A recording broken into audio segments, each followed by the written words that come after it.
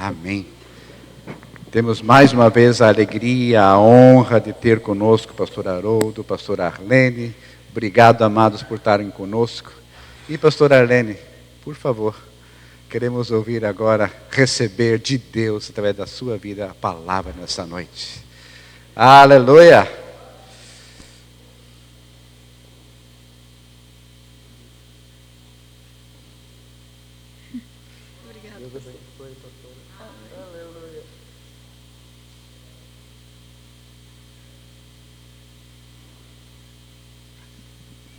Boa noite, queridos.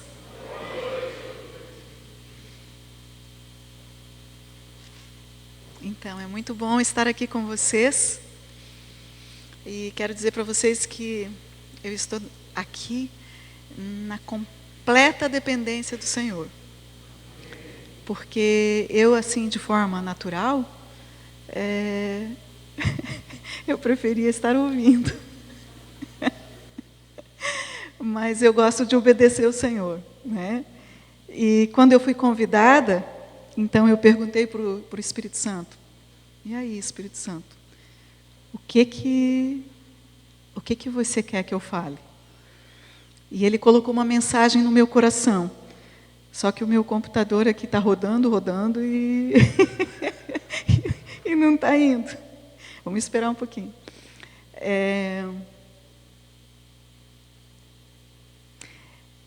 Mas eu quero já falar do título da mensagem, enquanto que ele trabalha aí, que o Senhor colocou assim no meu coração. Quando os milagres foram ao encontro de alguém, e quando pessoas foram ao encontro de milagres. Isso na palavra, né? Então, eu vou citar exemplos para vocês disso. E eu creio que o Espírito Santo vai falar fortemente no seu coração. Porque eu creio que ele vai além das minhas palavras, né? Eu vou estar falando algo aqui, e o Espírito Santo vai estar comunicando algo a mais aqui, né, no coração de cada um, além daquilo que eu estou falando, né? Em João, Jesus fala assim: aquele que vê a mim, vê ao Pai. E isso ficou muito claro para mim, que então, se eu quero conhecer o Pai, como é que ele pensa, o que ele deseja, como é que é o coração dele, eu tenho que olhar para Jesus. Amém? E em Hebreus diz assim, que ele é a expressão exata do seu ser. Está falando de que Jesus, né, é a expressão exata de Deus. Então, quando a gente olha para Jesus, tudo que ele fez expressava a vontade de Deus. Tudo que ele fazia. Então, quando Jesus supria alguém, era Deus dizendo: essa é a minha vontade, suprir as necessidades de vocês. Quando Jesus libertava alguém, era Deus dizendo: essa é a minha vontade, que os homens sejam libertos. Quando ele perdoava, era Deus dizendo: essa é a minha vontade, que os homens sejam perdoados. Quando Jesus curava, era Deus dizendo: essa é a minha vontade, que os homens sejam curados. Sabe, só de pensar nisso, assim, o meu coração fica cheio, ele fica transbordando. Porque o que eu vejo aí? Se cumprindo o que a palavra diz, que a vontade do Senhor para conosco, para comigo e para com você, é boa, perfeita e agradável. Os pensamentos do Senhor para conosco, para comigo e para com cada um de vocês, são pensamentos de paz e não de mal.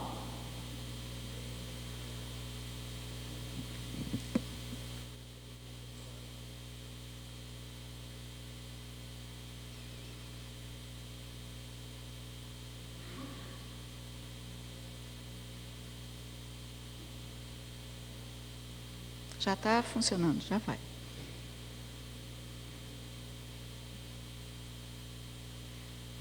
Eu anotei, porque senão eu poderia esquecer alguma coisa que eu recebi do Senhor e eu não queria esquecer, né?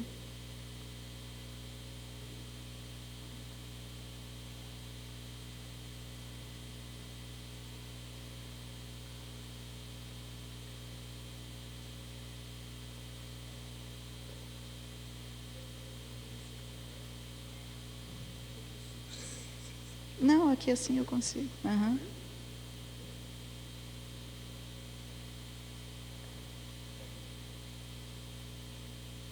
Abriu. Glória a Deus. Todo mundo aí orando, né? Então, Jesus era totalmente guiado pelo Espírito Santo em tudo que ele fazia.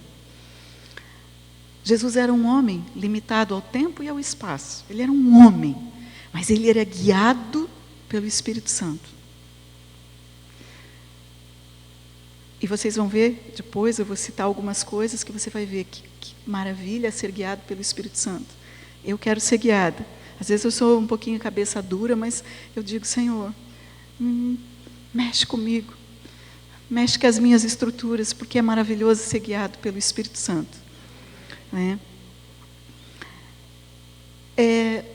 Se nós queremos ter uma fé inabalável, vamos dizer que a gente queira ter uma fé inabalável para receber uma cura do Senhor. Para a gente ter uma fé inabalável para receber uma cura, a gente precisa remover todas as incertezas, todas as dúvidas, quanto à vontade de Deus em relação à cura. Amém? Vocês pegaram? Eu vou repetir porque isso é muito importante. Se a gente quer ter uma fé firme, uma fé inabalável, para receber uma cura, a gente precisa remover as incertezas quanto à vontade de Deus em relação à cura, nessa área de cura. Teve um tempo que tinha algo que me roubava a fé em relação a isso. Era o espinho na carne de Paulo. Porque eu tinha ouvido pregadores dizendo que o espinho na carne de Paulo era uma enfermidade. E isso dava um nó na minha cabeça. Porque, então, de repente, quantas pessoas poderiam estar enfermas e esse era o espinho da carne dela? Né? E eu, como é que eu ia tomar posse de algo que eu pensava, tá, e se esse também é o meu espinho na carne? Mas isso não é verdade. Isso é porque não foi estudado isso um pouquinho só mais profundo. E quando eu busquei isso, porque eu queria remover as dúvidas, isso me dava dúvida, né? Nossa, o Senhor já trouxe isso com tanta clareza. Essa dúvida foi completamente removida. Eu não posso entrar nisso agora, porque daí não vai dar tempo, né? Mas só no fato da profecia lá em Isaías 53, que diz que o Senhor levou sobre ele todos os nossos pecados, todas as nossas iniquidades e todas as nossas enfermidades. Se tivesse escrito lá assim, menos a de Paulo, ele é um espinho na carne que ele vai levar. Ou só algumas enfermidades ele levou sobre ele. Aí tudo bem, mas não é isso que está escrito. Então a vontade do Senhor é de que a gente seja curado. Ah, pastora, mas é que eu conheço pessoas que eram pessoas de Deus e elas buscaram, elas oraram, a igreja orou, mas mesmo assim ela morreu. Sabe, o diabo às vezes nos lembra dessas coisas para nos roubar a fé. Mas a vontade de Deus, ela não está estabelecida nas experiências das pessoas. E Deus é um Deus pessoal. É eu com Ele. Se você ficar se comparando, sabe? Eu tenho uma enfermidade, mas nossa, outra pessoa também teve. E daí foi feito isso, isso e aquilo, e ela não recebeu. Então, isso nos rouba a fé. Ludmila Ferber. Outro dia eu ouvi algo assim: nossa, mas a Ludmila acreditava, ela confessava, mas ela partiu. Irmão, não fica pensando sobre isso. A Ludmila está no céu. Eu não sei o que aconteceu, Deus sabe. Eu continuo confiando no Senhor. Você tem que continuar confiando no Senhor. Independente do que acontece com as outras pessoas. O Senhor é um Deus amoroso, fiel. Ela está lá, foi para o céu, está em casa, está muito melhor do que todos nós aqui. Vamos nós desenvolver a nossa fé.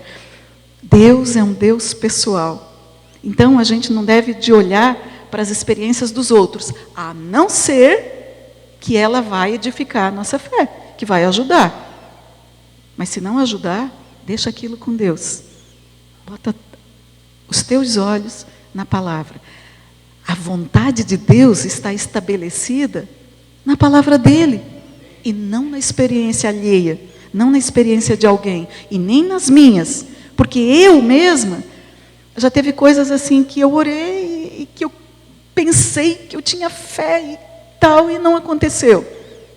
Mas isso não muda a vontade de Deus. Eu vou continuar falando o que a Bíblia diz, não o que aconteceu, que não alcancei. O problema foi meu. Deus é perfeito e sempre fiel. Amém? E uma outra coisa muito boa é de que ele não faz acepção de pessoas. Então, é para mim e é para você. A gente só precisa crer, né? Dizer, eu sou filho de Deus, é para mim. Amém?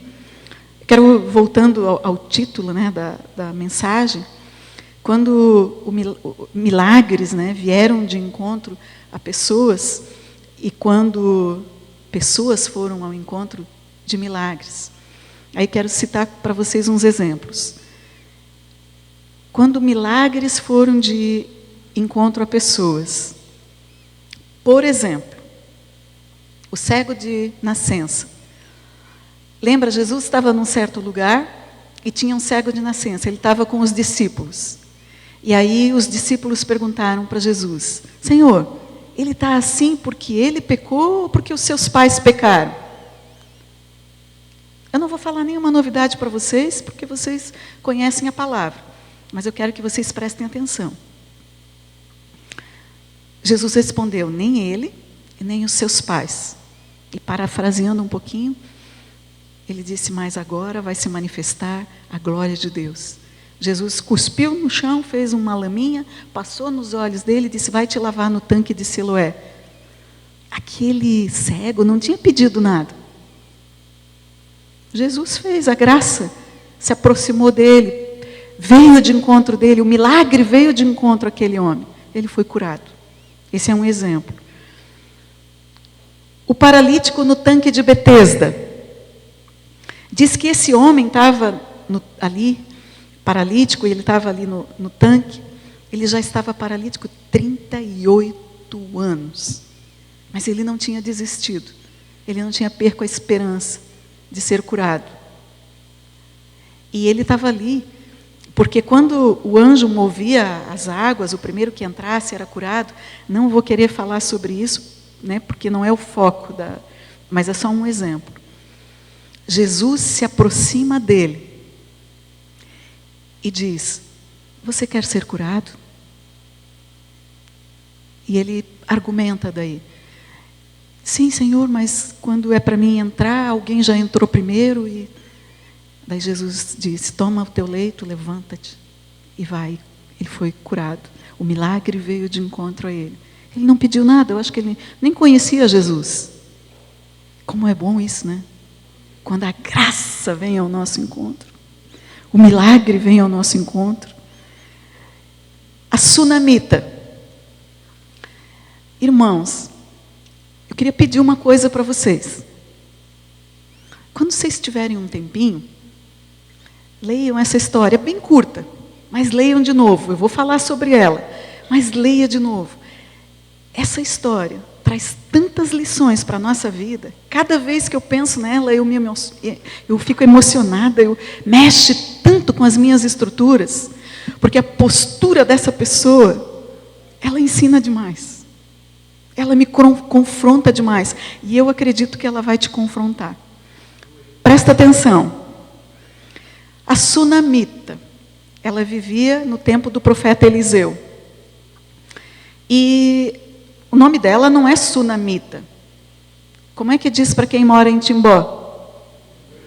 Timboense. É só por isso. Ela morava numa cidade chamada Sunem, e daí, né, a Bíblia se refere a ela como a sunamita, mas o nome dela a Bíblia nem registra. Mas a história dela é tremenda, tremenda.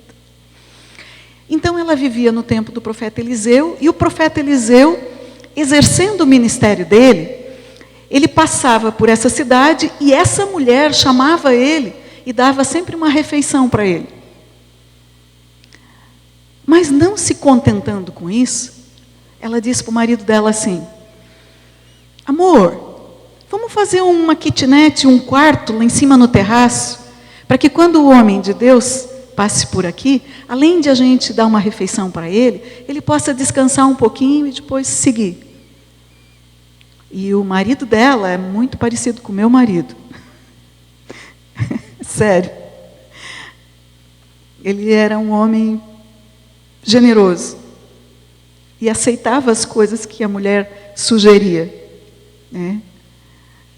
O meu marido, uma vez, quando a minha mãe já estava envelhecendo e estava com os probleminhas de saúde, eu queria muito que ela viesse morar com a gente, para eu poder cuidar dela. Mas ela ainda sonhava em ter um canto dela, a casinha dela, ela amava arrumar a casa dela. E aí, eu disse, como é que eu vou fazer? Aí, o nosso terreno ele é um pouco grande, nos fundos dava para construir uma pequena casa. E um dia eu falei para ele assim: amor, vamos construir uma casa para minha mãe aqui no fundo? O Senhor falou para mim, eu estava orando lá em cima e olhando esse espaço, e o Senhor disse: começa. E como é que a gente faz para começar, então? Daí ele deu todas as diretrizes e disse: então vamos começar. Ele me lembra aquele marido lá da sunamita. Uma outra vez, nós tínhamos ganho um carro muito bom mesmo, um carrão. E o meu irmão, um dos meus irmãos, estava com um carro muito ruim. Tinha um problema lá na homocinética. Eu gravei esse nome porque ele estava sempre em função da homocinética do carro. Ele trocava a homocinética, daqui a um pouco é a homocinética de novo. Eu falei para ele: vamos fazer esse nosso carro virar 2 carros, vamos, né, abençoar o meu irmão. Prontamente ele disse: vamos. Eu disse, esse meu marido é muito generoso. Fora as outras coisas, não vou ficar contando para vocês tudo, mas ele é muito generoso. Não só com a minha família, isso me alegra muito, mas com outras pessoas também. Ok, deixa eu voltar aqui para a sunamita. E aí, fizeram o quarto, botaram os móveis lá. Quando o profeta Eliseu estava passando ali de novo, ele ficou tão comovido com a generosidade dela, que ele procurou saber se ela precisava de alguma coisa. E ela disse: não, meu senhor, está tudo bem comigo, estou bem no meio do meu povo. Ela nem falou, estou bem no meio da minha família, porque ela só tinha um marido.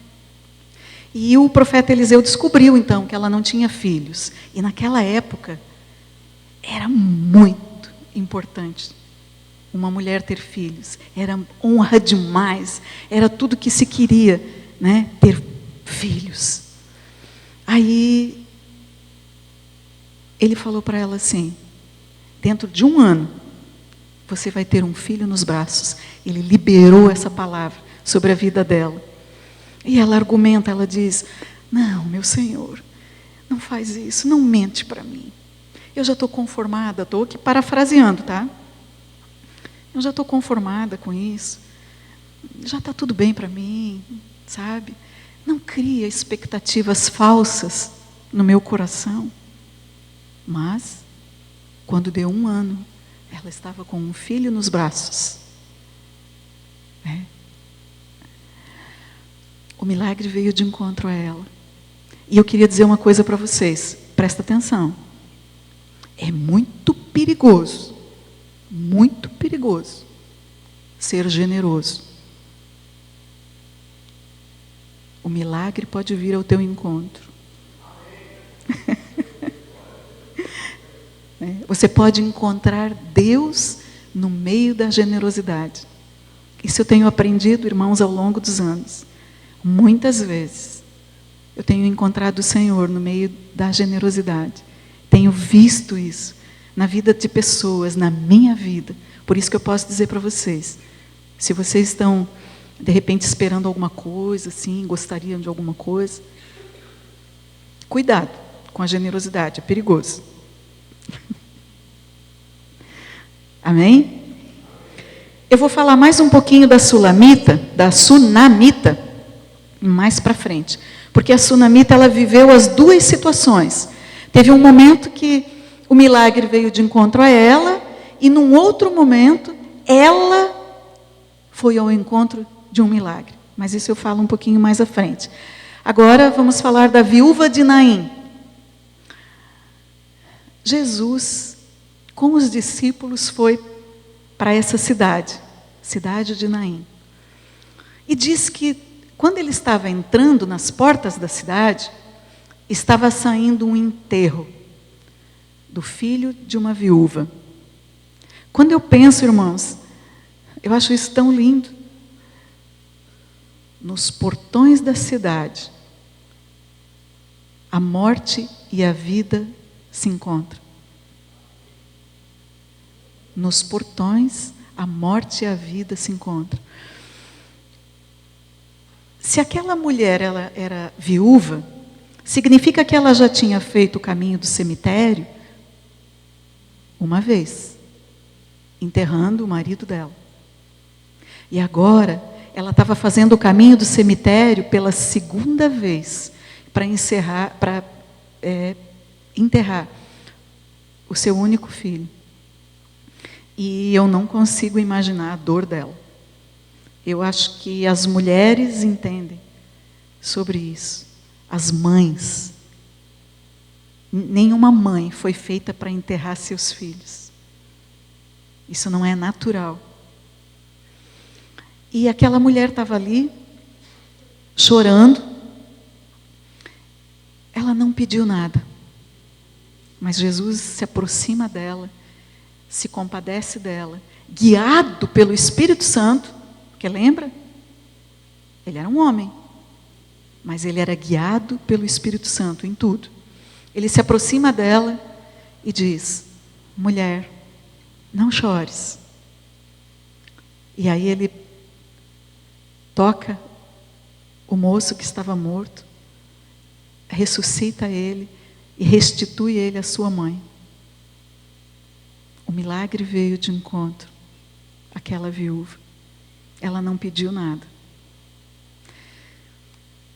Irmão, não fique ofendido se o milagre que você espera, que você precisa, ainda não veio ao teu encontro. Não feche o teu coração. Não endureça o teu coração. Não se ofenda. Sabe, milagres vêm ao nosso encontro todos os dias. Mas a gente não percebe. Você e eu estarmos aqui hoje é um milagre. Amanhecer um dia e a gente estar vivo é um milagre. Anoitecer e nós irmos para a nossa cama é um milagre. Mas tudo isso a gente esquece. A gente foca naquilo, né? Naquela coisa, naquela necessidade, a gente foca só naquilo. Não está errado, mas não esqueça de agradecer pelas outras coisas. Procure ver as outras coisas. Agora, se ele não veio ao teu encontro, eu tenho uma boa notícia. Você pode ir, nós podemos ir ao encontro do milagre.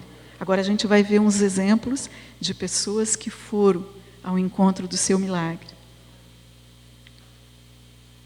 O pai do menino endemoniado. Aquele menino que caía às vezes na água, outras vezes no fogo, tinha convulsões. Os discípulos procuraram Jesus, né? E daí diz que eles não conseguiram expulsar o espírito do menino. Aquele homem, às vezes eu fico pensando assim, nos dias de hoje, né? Se fosse hoje, quem sabe a pessoa já ia desanimar. Ah, pois é, procurei os discípulos e não deu, então tudo bem. De certo, esse é o meu espinho na carne.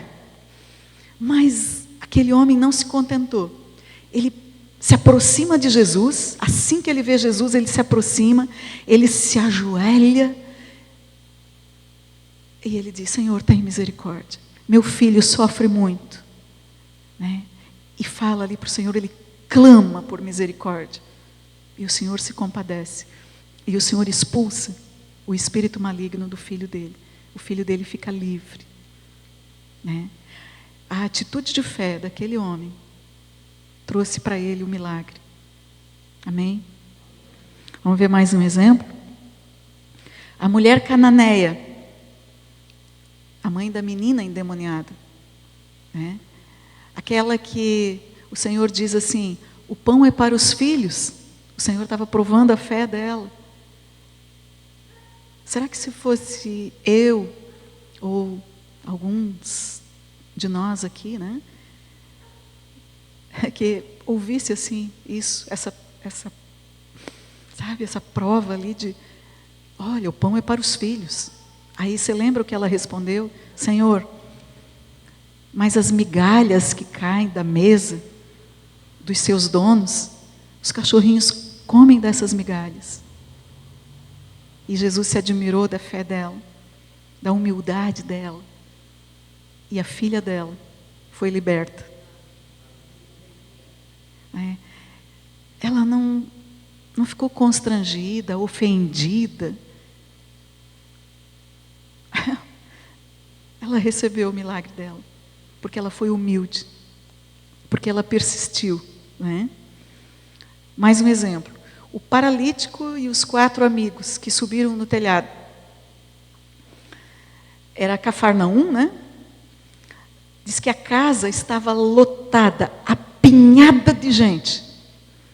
E vem 4 malucos com um paralítico numa maca para trazer, confiando que Jesus ia curar o paralítico, né? Aí eles chegam naquela casa, eles olham e não tem como entrar, está apinhado de gente, não tem como passar na porta, ninguém dava lugar. Eu fico pensando nos dias de hoje, né? Será que alguém deles não ia dizer assim, pois é, pessoal, ok, a gente tentou, né? Vocês estão vendo, nós viemos até aqui, mas não está dando de entrar. Nos dias de hoje, muitas pessoas decidem desistir com muita facilidade. E por isso, às vezes, a gente não encontra o nosso milagre. O que eles fizeram? Eles olharam para o telhado, disse, olha, dá para a gente subir ali e vamos abrir um buraco lá e vamos trazer ele na presença do Senhor. Não se importaram com alguém que pudesse olhar e dizer, olha lá, eles estão subindo no telhado, olha o mico, ai que mico. Nem aí. Subiram no telhado, desceram o paralítico e ele foi curado. Amém? Quem mais? Vamos voltar agora à sunamita. O filho da sunamita cresceu, já estava um menininho, que já tinha coragem de ir até no campo, aonde estava o pai dele, para ficar lá com o pai, que estava trabalhando com os servos. E ele foi para lá. Mas chegando lá, ele diz que a cabeça dele estava doendo muito. Ai, minha cabeça. E o pai dele pediu para um servo, diz, leva ele para a mãe dele. Alguns pais fazem isso hoje, né? Leva lá para a mãe resolve. E o servo levou para a mãe cuidar dele. Eu não sei tudo o que ela pôde fazer, mas depois ela estava com ele sentado, a Bíblia diz que ela ficou com o filho sentado até o meio-dia. E daí o pior aconteceu. O menino morreu no colo dela. Agora vocês prestem atenção.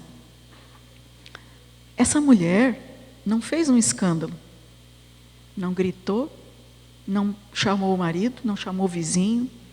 Ela tinha o direito. Porque uma mãe que perde um filho, ela pode fazer qualquer escândalo, que ninguém julga ela. Todo mundo entende. Mas ela não fez. Ela pegou o menino, subiu no terraço, lá onde tinha o quarto do profeta, colocou o menino na cama, desceu, pediu para o marido, um servo que preparasse um jumento, que ela queria ir na casa do profeta. Ela não falou para o marido. Seria totalmente normal. Meu marido, nosso filho morreu. Ela não fez isso. Ela não assumiu a morte do menino. Aí o marido argumenta, diz, mas o que você quer fazer na casa do profeta? Não é lua nova, não é sábado, não é festa de lua nova. O que você quer fazer? Está tudo bem, está tudo bem. Eu vou na casa do profeta e logo volto. E daí ela disse para o servo, vamos, não pare, a não ser quando eu disser. Se eu vejo assim, uma determinação nessa pessoa. E foram. Quando estava se aproximando da casa do profeta Eliseu, o profeta olha e reconhece, é a sunamita. E ele disse para o Geazi, que é o secretário dele, vai lá, pergunta se está tudo bem com ela, com o marido e com o filho. E ele foi. E eu fico pensando, ela se segurou até ali, né? Agora ali ela já estava no terreno ali do profeta. Ela já podia desaguar. Ela já podia, mas ela responde assim, tudo vai bem. Ela sabia que falar para o marido não ia resolver. Falar para o secretário do profeta não ia resolver. Então, por que jogar a conversa fora? Ela chegou no profeta e ela olhou para ele. Eu fico imaginando assim, ela chegando na presença dele, olhando nos olhos dele e dizendo para ele assim, por acaso eu te pedi algum filho? Aí o profeta entendeu, porque até ali ele não tinha recebido a revelação do que tinha acontecido. Aí ele entendeu. Daí ele fala para o secretário dele, o Geazi, te arruma, pega o meu bordão e vai colocar em cima do menino. Se no caminho alguém te cumprimentar, não responda. E você não cumprimente ninguém. Quer dizer, não se distraia. Não deixa ninguém te distrair. E não parta de você nenhuma distração. Vá. Outro homem determinado. Por isso que ele era o profeta Eliseu. Focado, determinado.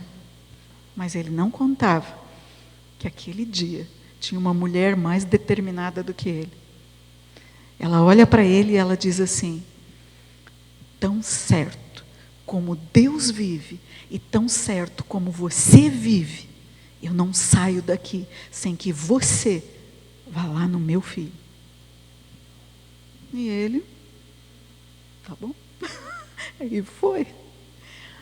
Aí, você conhece a história, né? Ele chega lá, primeiro ele dobra os joelhos, busca no Senhor, recebe do Senhor o que é para fazer, ele deita sobre o corpo do menino para aquecer o menino por 2 vezes, na segunda vez o menino espirra 7 vezes e ressuscita. E ele restitui o menino à sua mãe.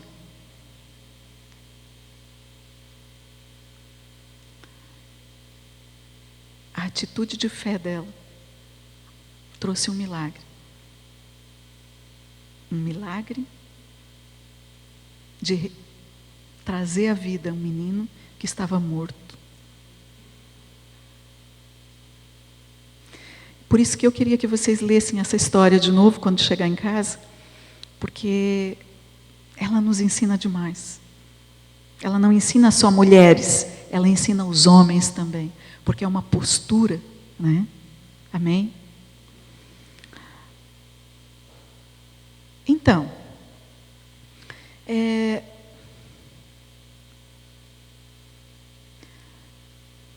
nós cristãos, existem coisas que são básicas na nossa vida.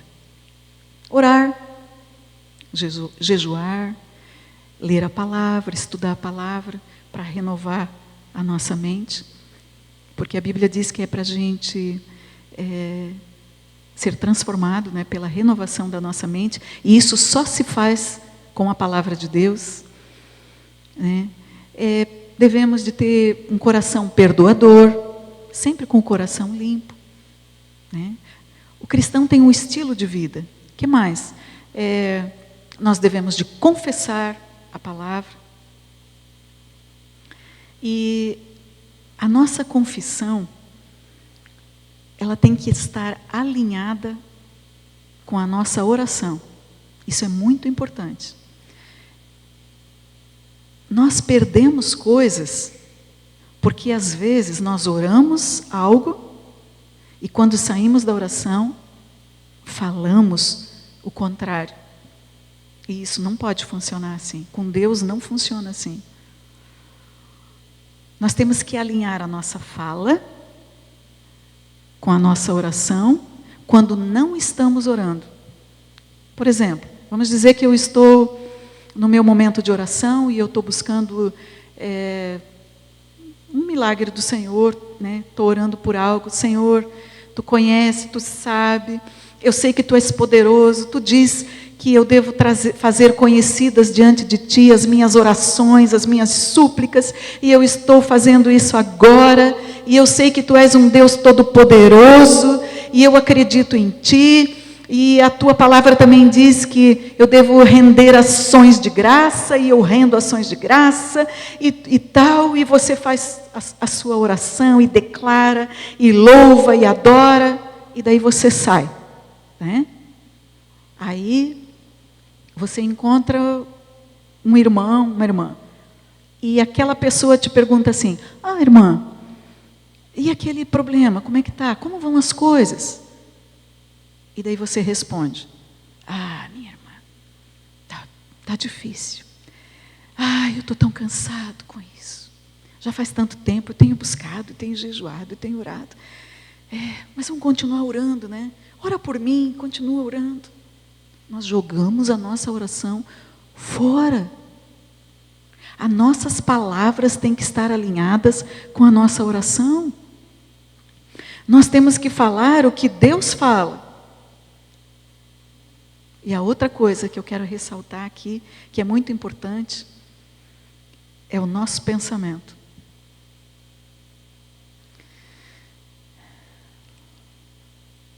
Sabe, o Paul Yong-cho, aquele pastor da Coreia, daquela grande igreja, hoje ele já está na glória com o Senhor, ele falava muito de um quadro de fé.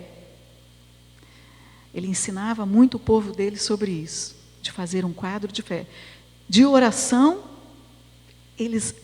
os orientais, né, eles são muito disciplinados. Oração e jejum, é um povo disciplinado, né?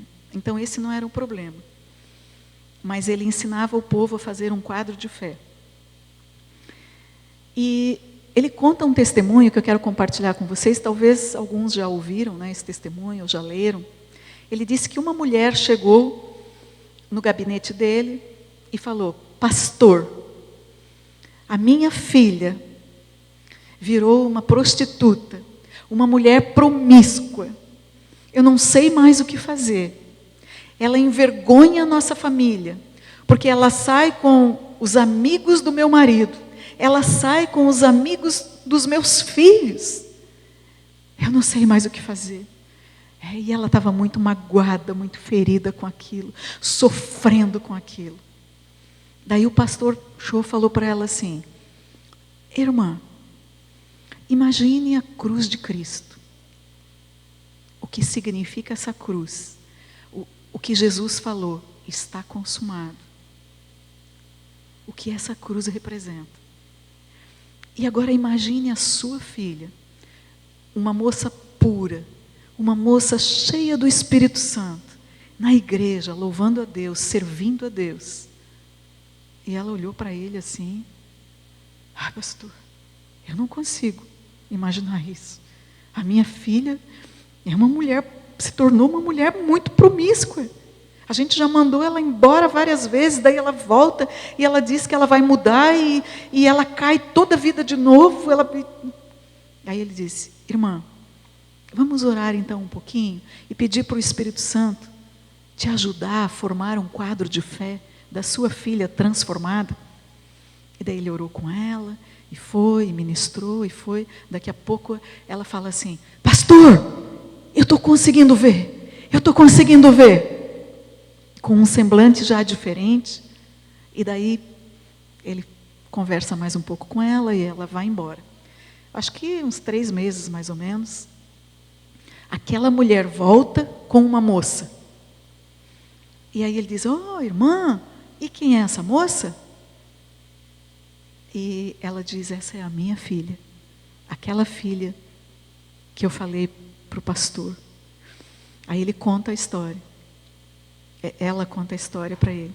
Ela disse que ela estava num motel com um homem e ela começou a se sentir tão suja, tão impura, tão mal, que ela disse: eu vou voltar para a casa dos meus pais. Mas daí ela pensou: mas eu já voltei tantas vezes e eu caí de novo. Mas eu vou voltar pela última vez. Eu vou fazer essa última tentativa. E ela foi.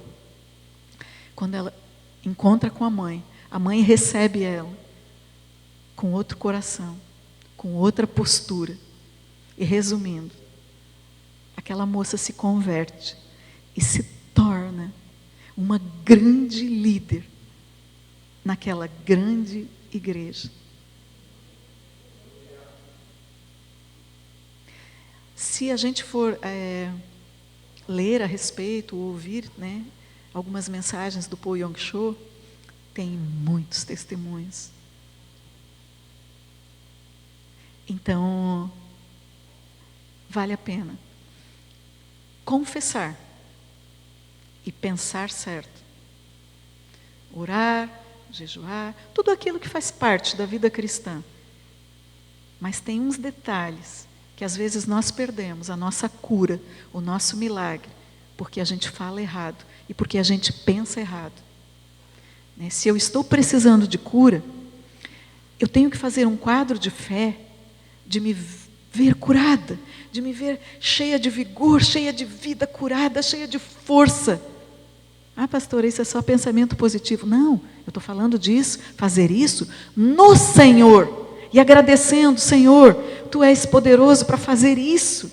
Tu és um Deus maravilhoso, Tu és um Pai maravilhoso. Eu creio, eu já me vejo assim. Eu Te agradeço pela minha saúde. É fazer as coisas no Senhor. Né? Hoje aqui, irmãos, existe cura disponível. Ah, pastora, mas assim, né? A pastora falou dos testemunhos quando Jesus estava na terra, estava lá em Israel. Aquele povo foi muito privilegiado, porque eles viram Jesus pessoalmente. Ok, isso foi maravilhoso. Mas eu quero dizer uma coisa para você. Nós somos mais privilegiados. Porque Jesus disse assim: eu vou para que o Espírito Santo possa vir. E Ele vai estar com vocês todos os dias, até a consumação dos séculos. Ele é igual a mim, ele disse. Se Jesus estivesse hoje, em corpo físico, ele poderia estar em algum lugar. Talvez ele estivesse, vamos dizer, lá na aba de Blumenau, mas ele não estaria aqui.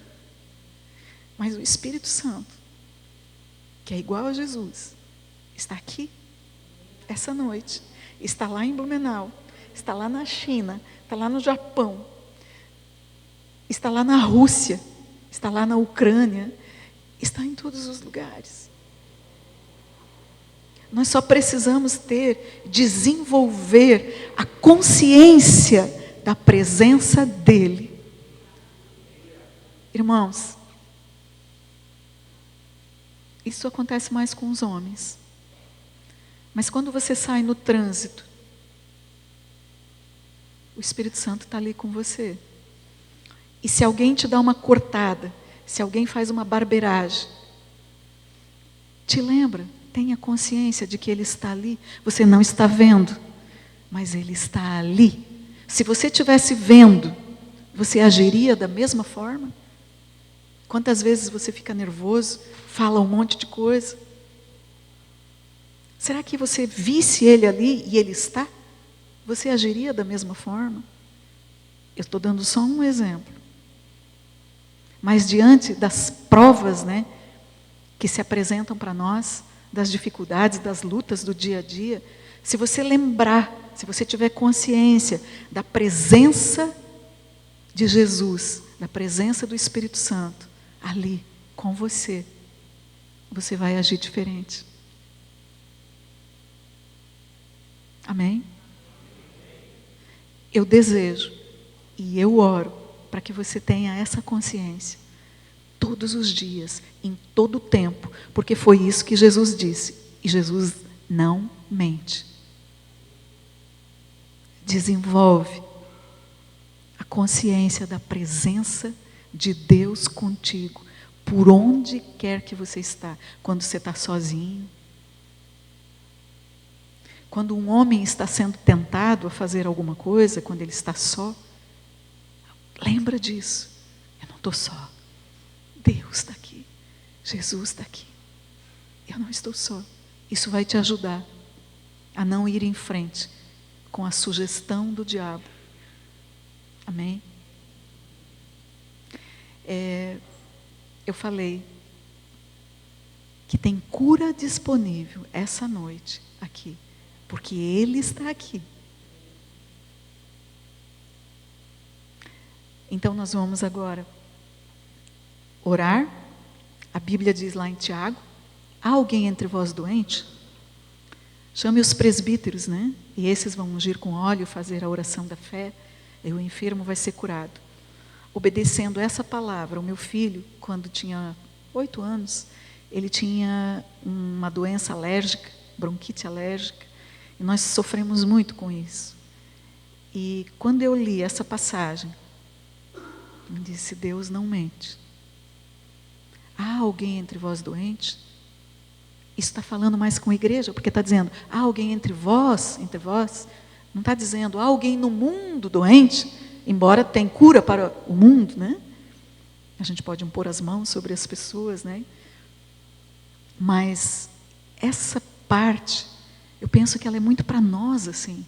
Há alguém entre vós doente? Chame os presbíteros da igreja, e esses vão ungir com óleo.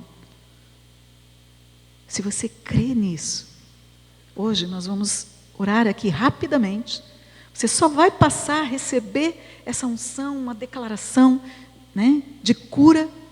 Aí você tome posse. E te lembra de uma coisa: se a tua cura não aconteceu na hora, mas ela começou a acontecer, você tem que lembrar assim: foi posto a mão sobre a minha cabeça, eu fui ungido.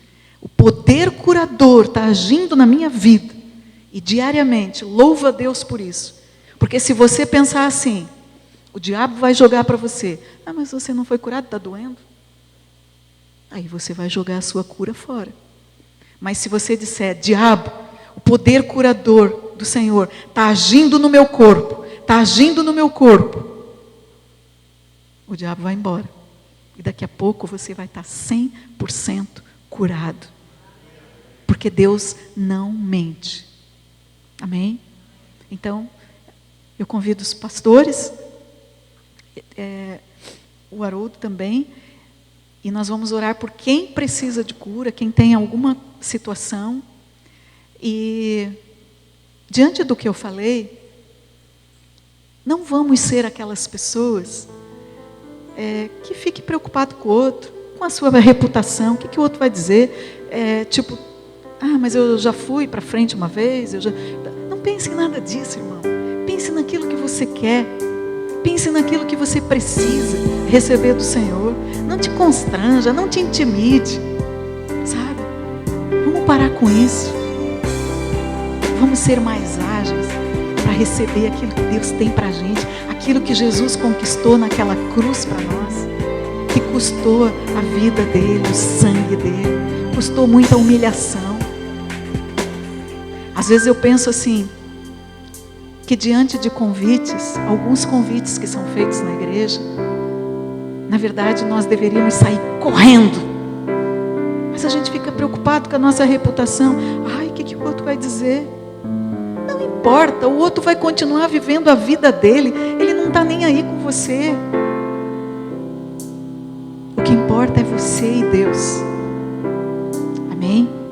Eu quero ajudar, quero colocar óleo sobre a tua cabeça, e vai depender de você tomar posse. A palavra não adianta de nada se você não misturar ela com fé. Amém? Misture a palavra com fé.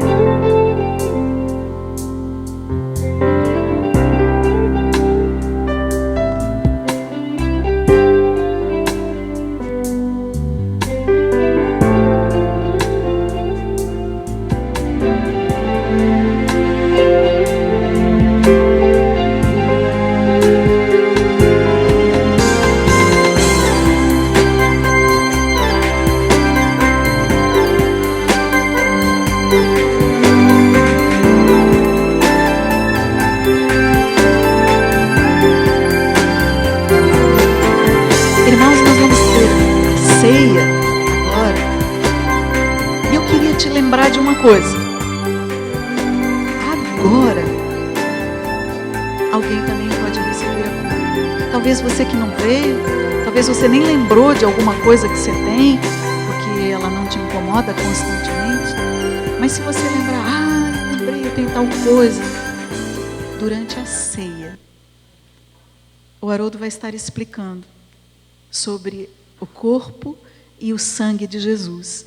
Se você discernir o corpo hoje, você vai sair curado daqui. Amém? Amém, amados. Normalmente, quando a gente toma ceia, a gente toma do cálice, come do pão, a gente sabe, a gente tem entendimento de que o cálice representa o sangue de Jesus Cristo. A gente tem entendimento de que o pão simboliza o corpo de Cristo. E normalmente é aí que a gente para. É até aí que a gente vai. Mas eu quero te dizer que na comunhão, o cálice é um tipo do sangue de Cristo derramado por muitos para a remissão de pecados. E ao beber o cálice, eu me regozijo pelo fato de minha natureza pecaminosa ter sido transformada e eu fui recriado em Cristo Jesus e eu sou salvo. Nessa atitude tenho discernido o sangue. E isso os crentes de Corinto aprenderam a fazer. E na mesma comunhão, quando eu como do pão, do pedacinho de pão, que tipifica o corpo de Cristo, que tipifica o corpo que foi açoitado, que foi ferido, que foi lacerado.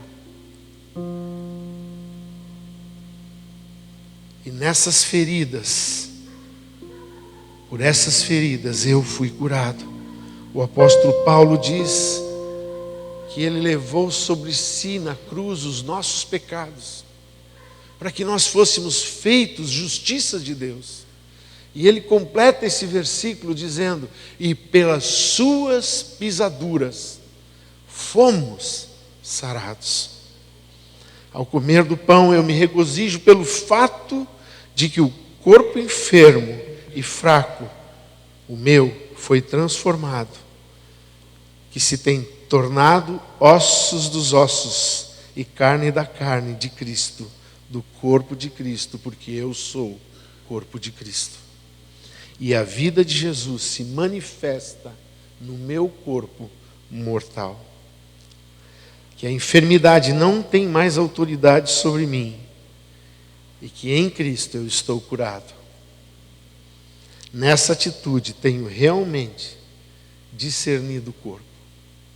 E Paulo diz, quando a gente lê em Coríntios 11, que porque muitos não têm discernido o corpo de Cristo, também há, por essa causa, na igreja, muitos fracos e doentes, e muitos que dormiram no sentido de morreram. Mas se eu discerno o corpo de Cristo, tudo que a cruz tem como benefício para a minha vida, se torna realidade em mim, através de Jesus Cristo. Eu queria ler algumas passagens bíblicas, porque eu posso, porque Cristo fez esta obra. E muitas pessoas dizem assim, pastor, eu não vou beber do cálice, nem comer do pão, porque hoje eu estou me sentindo indigno. Amém? Analise-se o homem a si mesmo, eu não quero julgar os teus pensamentos, mas eu quero te dizer uma coisa. Muitas vezes nós pensamos que é pelo que nós fazemos que o cálice e o pão vão agir, mas é pela obra que Cristo fez que o cálice e o pão têm poder.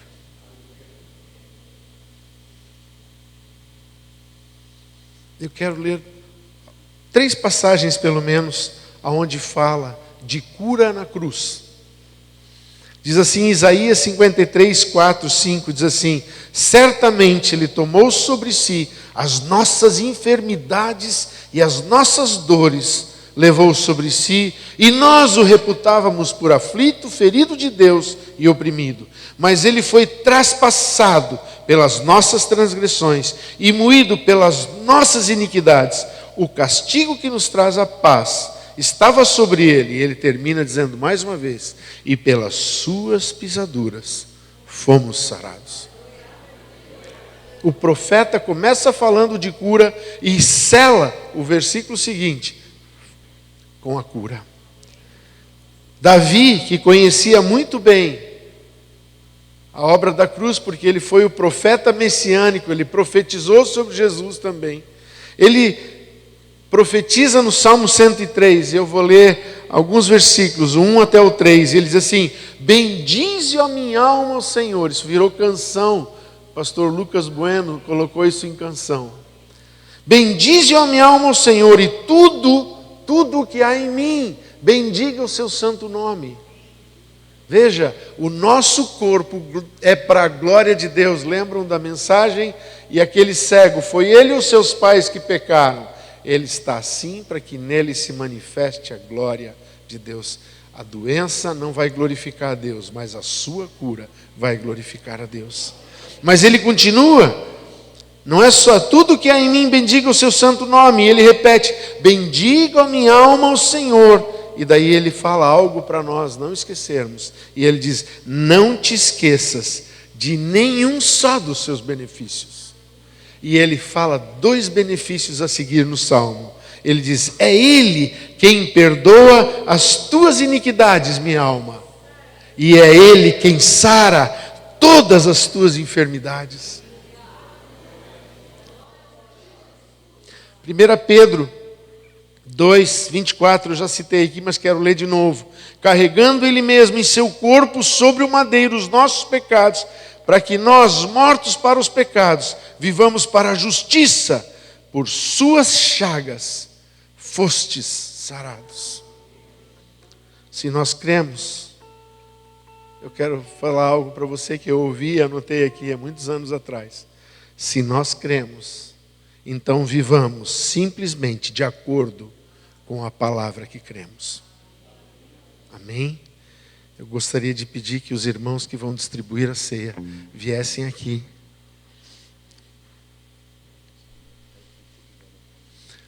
As crianças do ministério infantil que fizeram esse pão de novo.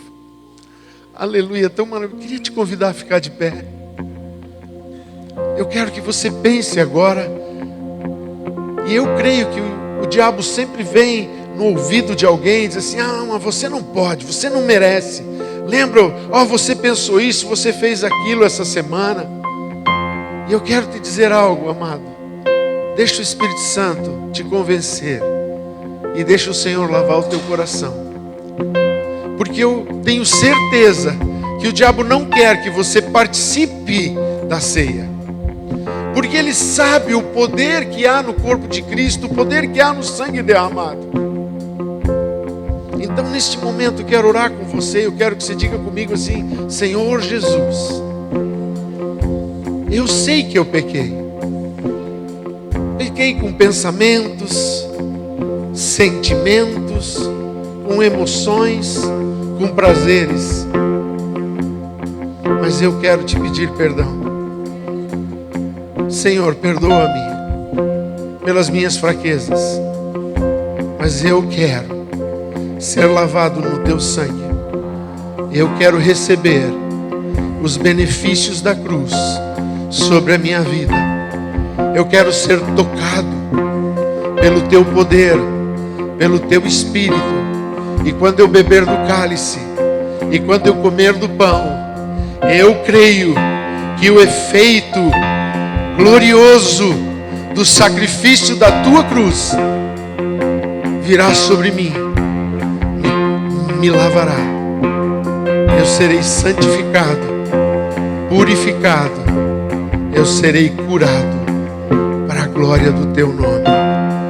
Dá-me força, Senhor, para nesta semana te honrar através da minha vida. Eu quero, através da ceia, beber do cálice, comer do pão e tomar a minha cruz, para que nesta semana eu não viva, mas tu vivas em mim. Em nome de Jesus. Muito obrigado, Senhor. Queremos santificar estes elementos. Te dar graças, Senhor, por estas crianças que estão tendo o entendimento quando elas fazem este pão, de que é o corpo de Cristo, de que elas são parte deste corpo. E que tu te manifeste na vida destas crianças, mas também te manifeste, Senhor, neste pão que vamos comer e neste cálice que vamos beber, em nossas vidas, com santificação, libertação e cura, em nome de Jesus. Amém. Os irmãos podem distribuir juntos com as crianças, em nome de Jesus. Glória e honra a ti, Senhor. Todos são servidos. Alguém falta algum elemento? Só levantar a mão. Todos estão servidos. Glória e honra ao nosso Deus, que por mim e por você foi até a cruz e disse: Tetelestai, está consumado, está pago. Obrigado por essa palavra, Senhor. Nós comemos desse pão da certeza que no teu corpo, Senhor, nossos filhos já foram saradas. É em nome do Senhor Jesus. Comemos em comunhão a ceia agora, Senhor, comendo esse pão, declarando obrigado, obrigado em nome do Senhor Jesus.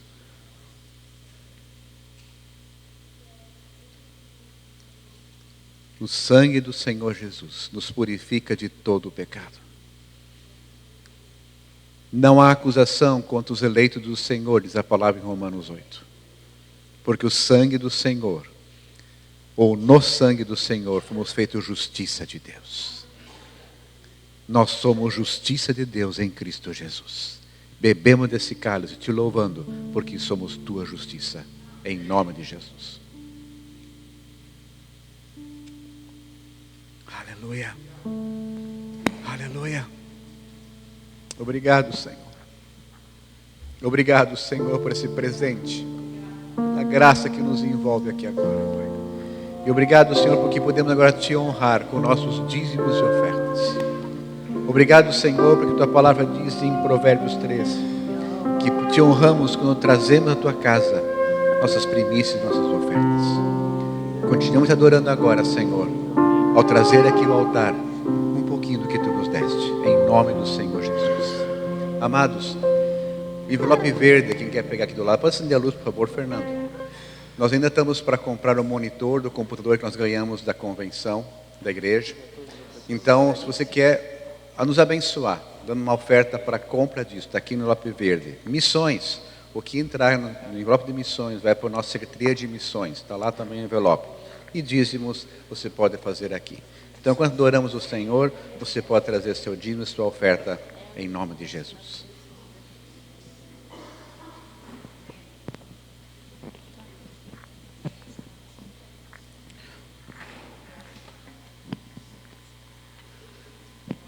Ok? Vamos encerrar, vamos ficar de pé em nome de Jesus. Glória a Deus, Deus é bom em todo o tempo. Amém, amados? Pai, te louvamos, Senhor, por esse culto, muito obrigado. Te louvamos pela tua graça, pela tua misericórdia, Senhor. Te louvamos, Senhor, porque tu és Deus. E nós queremos te adorar, porque tu és Deus que hoje é o mesmo e será o mesmo para sempre. Que tu nos abençoe, que tu nos guarde, que tu faça resplandecer o teu rosto sobre nós e tenha misericórdia de nós. Que tu sobre nós levante o teu rosto e nos dê a sua paz. Amém.